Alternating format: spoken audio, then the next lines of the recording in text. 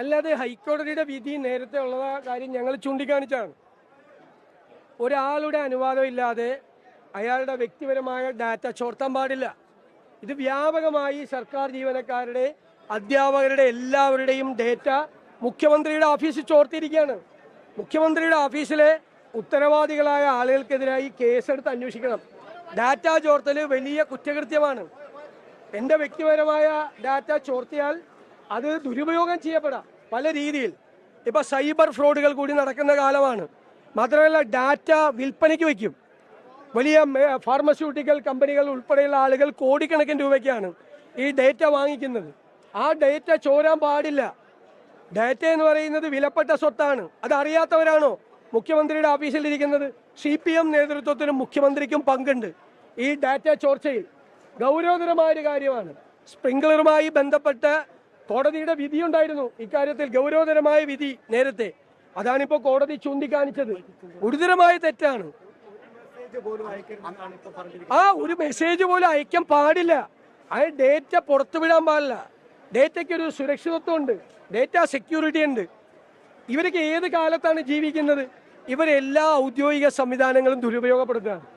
എല്ലാ ഔദ്യോഗിക സംവിധാനങ്ങളും. ഈ ഇലക്ഷന്റെ അവസാന സമയത്ത് ഖജനാവിൽ 5 പൈസ ഇല്ലാത്ത സമയത്ത് കോടികൾ ചെലവഴിച്ച് ഇവർ പ്രചരണം നടത്തുകയാണ്. കോടികൾ. എല്ലാ പത്രങ്ങളിലും കോടികളുടെ പരസ്യം, എല്ലാ സ്ഥലത്തും പരസ്യം. കേരളം മുഴുവൻ ഹോർഡിങ്ങൾ എടുത്തിട്ട് കോടികളുടെ പരസ്യം. ഒരു പൈസ ഇല്ലാത്ത സംസ്ഥാനത്ത്, എല്ലാത്തിനും ബുദ്ധിമുട്ടുന്ന ഒരു സംസ്ഥാനത്ത് ഈ പണം മുഴുവൻ ബാക്കി കടം മേടിച്ചിട്ടാണ് ഇത് മുഴുവൻ ചെയ്യുന്നത്. ഇപ്പോൾ ചുമട്ടുതൊഴിലാളി ഫണ്ടിൽ നിന്ന്, ക്ഷേമനിധിയിൽ നിന്ന് 250 കോടി രൂപ എടുക്കാൻ പോവാണ്. 100 കോടി കഴിഞ്ഞ വർഷം കൊടുത്തിട്ട് തിരിച്ചു വച്ചിട്ടില്ല. ഈ വർഷം 250 കോടി എടുക്കാൻ പോവാണ്. എവിടെ നിന്നെല്ലാം കടമെടുക്കാൻ പറ്റും അവിടെ നിന്നെല്ലാം കടമെടുക്കുകയാണ്. കോപ്പറേറ്റീവ് ബാങ്കുകളിൽ നിന്ന് 10,000 കോടി എടുക്കുകയാണ്.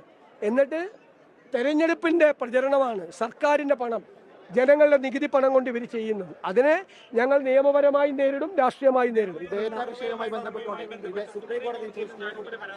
അല്ല, അത് ഹൈക്കോടതി വിധി വളരെ കൃത്യമാണ്. അത് ഞങ്ങൾ അവിടെ ഹാജരായി ഞങ്ങൾ ആ സ്റ്റേ പിൻവലിപ്പിക്കും. കാരണം ഞങ്ങൾ കോടതിയിൽ ഹാജരാക്കിയത് എന്ത് രേഖയാ? CPMന്റെ സർക്കുലറാണ്. നാട്ടുകാരുടെ പണം ഉപയോഗിച്ച് നവകേരള സർവേ നടത്തുമ്പോൾ CPM സർക്കുലർ DYFIക്കാർക്കും പാർട്ടിക്കാരും വോളണ്ടിയർമാരാകണം. എന്നിട്ട് അവർക്ക് കാശ് കൊടുക്കുന്ന ആരാ? പൈസ കൊടുക്കുന്നത് ഞാനും നിങ്ങളും അടയ്ക്കുന്ന നികുതി പണം. CPMന്റെ തെരഞ്ഞെടുപ്പ് പ്രചരണമാണ്. മുഖ്യമന്ത്രിയുടെ ശബ്ദരേഖ പുറത്തു വന്നില്ലേ, തുടർ ഭരണം ഉറപ്പാക്കണമെന്ന്. തുടർ ഭരണം ഉറപ്പാക്കണമെങ്കിൽ CPMന്റെ കയ്യിലിരിക്കുന്ന ഫണ്ട് വെച്ച് ചെലവാക്കിക്കോ. നാട്ടുകാരുടെ നികുതി പണം ഉപയോഗിച്ച് തുടർ ഭരണം ഉറപ്പാക്കാൻ വരണ്ട. ഈ ഡേറ്റ സുരക്ഷയുമായി ബന്ധപ്പെട്ടുകൊണ്ട് ഇപ്പോൾ മണ്ഡലങ്ങളിൽ സ്ഥാനാർത്ഥി നിർണ്ണയവുമായി ബന്ധപ്പെട്ടുകൊണ്ട് ഓരോ മണ്ഡലങ്ങളിലും ആളുകളിലേക്ക് കോളുകൾ പോവുകയാണ്. ഏറ്റവും കോൺഗ്രസ് പാർട്ടിയിൽ മത്സരിപ്പിക്കുന്നത് ആരാണ് അനുയോജ്യം എന്ന തരത്തിൽ. അപ്പൊ ഈ ഡേറ്റ എങ്ങനെയാണ് ഈ സ്വകാര്യ ഏജൻസിക്ക് ലഭിച്ചത് എന്ന കാര്യത്തിൽ കോൺഗ്രസിന്റെ ഒരു ഡേറ്റ മണ്ഡലങ്ങളിലും ഞങ്ങള് ഇല്ലെന്ന് നിങ്ങൾ തെറ്റായ വിവരമാണ്. ഇത് മുഖ്യമന്ത്രിയെ രക്ഷിക്കാൻ വേണ്ടി കൈരളിയുടെ ചോദ്യമാണ്. അതായത് മുഖ്യമന്ത്രിയുടെ ഓഫീസ് ഡേറ്റ ചോർത്തി. എടോ, ഞങ്ങൾ ഡേറ്റ ചോർത്തെങ്കിൽ ഞങ്ങൾക്കെതിരെ കേസെടുത്തോളാൻ പറ. എന്നിട്ട് വെറുതെ അബദ്ധം ചോദിച്ചോണ്ട് വരണ്ട. അബദ്ധമാണ് പറയുന്നത്.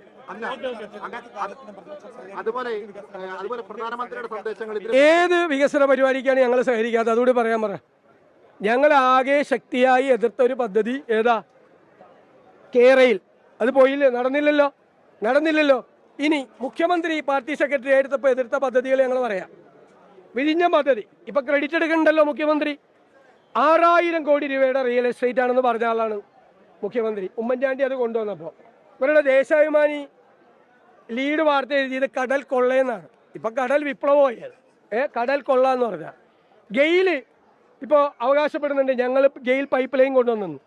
ഗെയിൽ പൈപ്പ് ലൈൻ ഭൂമിക്കടിയിൽ കുഴിച്ചിട്ട ബോംബാണെന്ന് പറഞ്ഞ വ്യവസായ മന്ത്രി മന്ത്രിസഭയിലിരിക്കുക. അവരാണ് എല്ലാത്തിനെതിരെ നിന്നത്. മെട്രോക്കെതിരായി സമരം ചെയ്തു CPM. മെട്രോ റെയിലിനെതിരായി കൊച്ചിയിൽ. ഞങ്ങൾ ആ പരിപാടിക്കൊന്നും പോയിട്ടില്ല. ഞങ്ങൾ റെയിലിനെ എതിർത്തു. അത് യാഥാർത്ഥ്യമായല്ലോ. റെയിലിനെ എതിർത്തത് ശരിയാണെന്ന് എല്ലാവരും സമ്മതിച്ചില്ലേ?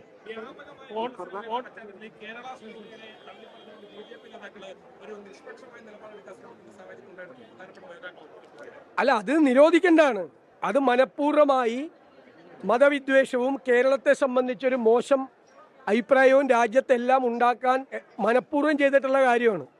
അപ്പോൾ അതിനെതിരായി നിയമ നടപടികളാണ് സ്വീകരിക്കേണ്ടത്, അല്ലാതെ BJPയുടെ സർട്ടിഫിക്കറ്റിൻ്റെ ഒന്നും ആവശ്യമില്ല.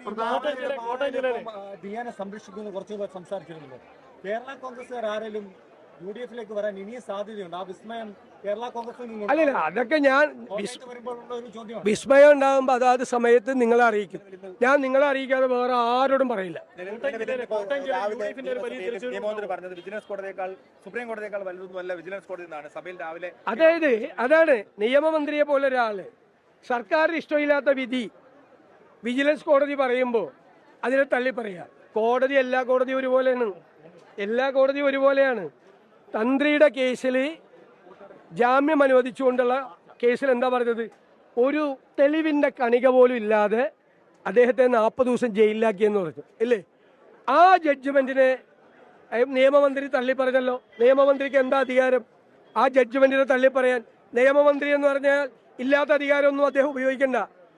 ആ കോടതി വിധിയെ തള്ളി പറയാനുള്ള ഒരു അധികാരവും നിയമമന്ത്രിക്കില്ല, ഒരു കണിക പോലും ഇല്ല എന്ന് പറഞ്ഞു. അപ്പോൾ SIT വിശദമാക്കണം. എന്ത് ക്രൈമാണ് ചെയ്തിരിക്കുന്നത്, എന്ത് പങ്കാളിത്തമാണ് തന്ത്രിക്കുള്ളതെന്ന് പറയണം.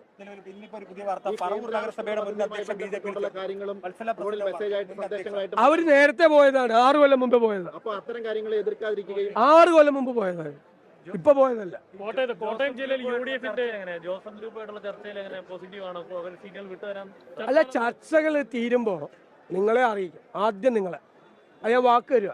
ചർച്ച എല്ലാം പ്രഖ്യാപിക്കും അവസാനം. കോട്ടയം ജില്ലയിൽ UDF-ന്റെ ഒരു വലിയ തിരിച്ചുവരവ് ഉണ്ടാവുമോ? ഉറപ്പായിട്ടുണ്ടാവും, ഉറപ്പായിട്ട്. മധ്യ കേരളത്തിൽ അതിഗംഭീരമായ തിരിച്ചുവരവ് UDF-നുണ്ടാവും. പത്തനംതിട്ടയിൽ 5 സീറ്റും ജയിക്കും, ഇടുക്കിയിൽ 5 സീറ്റും ജയിക്കും, കോട്ടയത്ത് ബഹുഭൂരിപക്ഷം സീറ്റുകളും ജയിക്കും. എല്ലാം ഞാൻ പറയുന്നില്ല, ബഹുഭൂരിപക്ഷം മജോറിറ്റി സീറ്റുകൾ ജയിക്കും. എറണാകുളത്ത് 14 ജയിക്കും. അല്ല, അത് വളരെ 2024 ശമ്പള കമ്മീഷൻ നിയമിക്കേണ്ടിയിരുന്നു. ശമ്പള കമ്മീഷൻ നടപടികളെല്ലാം പൂർത്തിയാക്കി ശമ്പള കമ്മീഷന്റെ ശുപാർശകൾ നടപ്പിലാക്കേണ്ടതായിരുന്നു. ഇനി ഈ ഗവൺമെന്റിന് അറിയാം അവർ തിരിച്ചു വരില്ല എന്നറിയാം. അടുത്ത ഗവൺമെന്റിന്റെ തലയിൽ അതിന്റെ ബാധ്യത കെട്ടിവെക്കുന്ന ബുദ്ധിപൂർവമായ ശ്രമം. കമ്മീഷൻ വെച്ചാന്ന് വെച്ചാൽ കമ്മീഷൻ വെച്ചു, അവർക്ക് കാശ് കൊടുക്കണ്ട, മനസ്സിലായില്ലേ? അപ്പൊ അതിൽ നിന്ന് അവർക്ക് അറിയാലോ അവർ തിരിച്ചു വരില്ല എന്നറിയാം, അതുകൊണ്ട് ചെയ്ത. ലോകത്തെവിടെയായാലും ഏത് സമയത്തും 24 വാർത്തകളും ഓഗ്മെന്റഡ് റിയാലിറ്റി പാക്കേജുകളും എക്സ്പ്ലെയിനറുകളും വിശദമായി കാണാൻ ഞങ്ങളുടെ YouTube ചാനൽ നിങ്ങൾക്ക് സബ്സ്ക്രൈബ് ചെയ്യാം.